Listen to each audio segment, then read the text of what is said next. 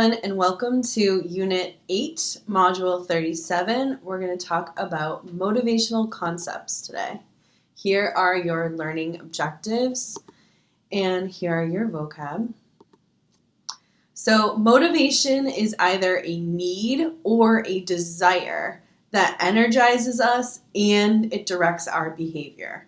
So there are two words that get used here for nature and nurture. If it is a thing that is caused by nature, it is a push. Our body pushes us to reach for the glass of water because we are thirsty. And nurture pulls us to go for the Powerade because that is looks refreshing. So there's pushes and there's pulls. Sometimes we do things and it's like a combination of the two, such as being thirsty, but sometimes something is really nurture and sometimes things are really nature. So there are 4 theories we're going to talk about. Scratch that. Instinct theory, drive reduction theory, arousal, and the hierarchy of needs. This is just a mention from your book that Aaron Ralston was the guy who was stuck for 127 hours. He was trapped in a canyon, and he had to cut off his own arm to escape and survive. So when we think about like what motivates people to do certain things, we have to think about not just nature, but also Charles Darwin's theories kind of exploded. So did the idea that humans have all these instincts, and psychologists and researchers basically just started like labeling all sorts of human behaviors with instincts, and they would give them names. And there were thousands. There's like a whole book someone made where they found like 5,000 different human instincts that were labeled. And then this kind of crashed and burned because it was like, okay, now you're just giving names to a bunch of behaviors, but it doesn't explain human behavior. So evolutionary psychologists attempted to do this labeling. It didn't really work. And so when we think of what is actually an instinct, we need to think of something that is complex, but it is completely unlearned behavior that is rigidly patterned throughout the entire species. Okay, so it can't be something that just happens to people in the United States, right? It has to be absolutely universal. So, for example, common in birds is imprinting. That is an instinctual thing for them. Newborn babies are born with certain reflexes, like rooting. That is universal to all humans. But really after that, with humans, it falls short to really explain our behavior. Then there's drive reduction theory. So a drive is something that motivates us to satisfy a need. Need is an important word here. So need is that nature push. So examples of drive reduction are usually around eating and drinking because those are things that nature pushes us to do. We're hanging out somewhere and there's no food in the house, and so we are pushed to go out of the house. And our bodies also try to maintain homeostasis, right? So all of this in drive reduction theory is about getting back to homeostasis. And homeostasis, if you recall, I'm sure from a bio class, it's the tendency to maintain balanced or a constant internal state.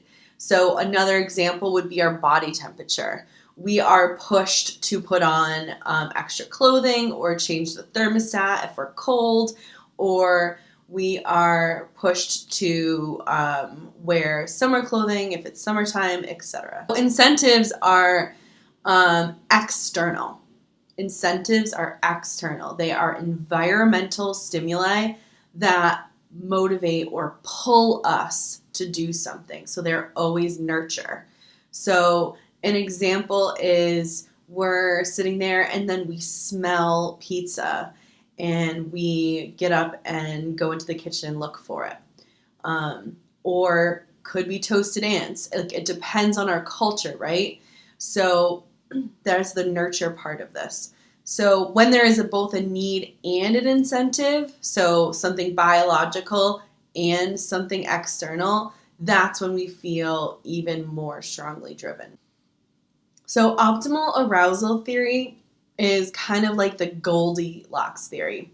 So you know how Goldilocks wanted the porridge that was not too hot and not too cold? Well, this theory says that our behaviors are driven by finding that optimal level of arousal. So arousal means our level of alertness, our level of awareness energy.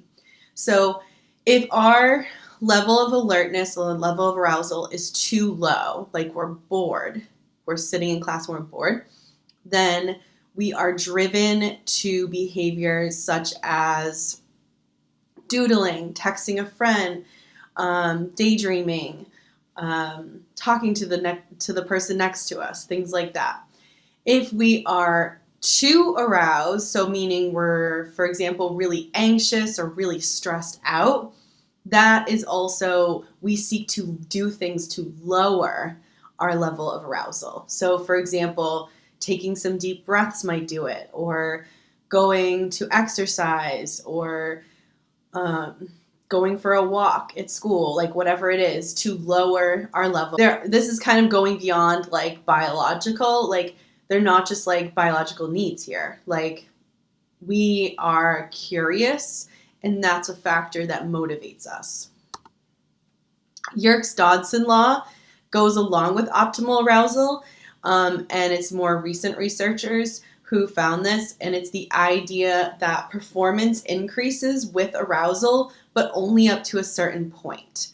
So the thing that they like to ask here is if you're talking about a difficult task. So think about like going into a really hard test. If you're going into a really hard test, you want to have a low level of arousal. If it is an easier task, meaning like you could get bored with it, it's so mundane and easy, you want to have like a higher level of arousal to keep you energized to do that. But if it's a difficult task, low level of arousal. Okay, and then we have Maslow's Hierarchy of Needs. So this is a pyramid, and so you need to have the bottom of the pyramid in order to do the next thing, and so on.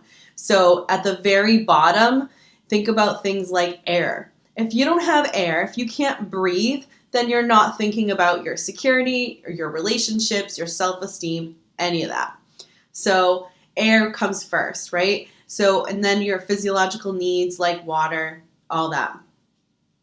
All of those are on the bottom of the pyramid. If you have those, Maslow says, then you're focused on the next thing if you don't have it, which is safety. So maybe you have shelter, food, and water, but you feel unsafe.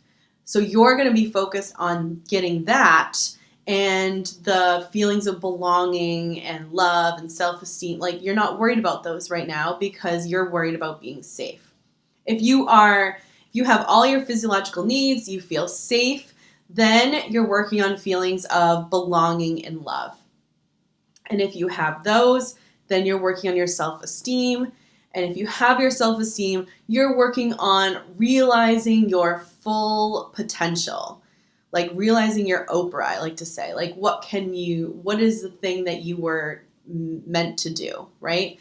Later in his life, he added another tier called self-transcendence. Not all pyramids show this, but it's a sense of meaning and purpose to your life.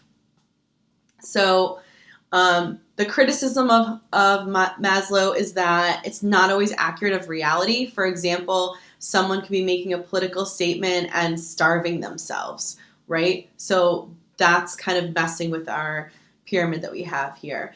Evolutionary psychs tend to agree with the first four parts of the pyramid, but then after that, there's more discrepancy about if that really happens and in that order. So here's just a nice chart that your book has about the strengths and weaknesses of the four theories we just talked about. if you can pause it and look through those. Okay, so takeaways. Instinct theory is not so good for explaining human behavior because it's just some hardwired fears we have are instinctual perhaps, and we'll talk about those later. And then newborn reflexes, but those go away, such as rooting, because that's a behavior, right? If it's not a behavior, it's just like stepping, then that doesn't count. Drive reduction theory, remember, when you see drive reduction, it's biological need to return to homeostasis. When you see the word incentive, you want to think external pull from the environment.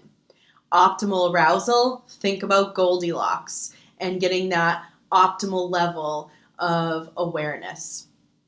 YerkesDodson Law, you want to think about if it's a difficult task, it needs a low level of arousal. They like to ask questions about that.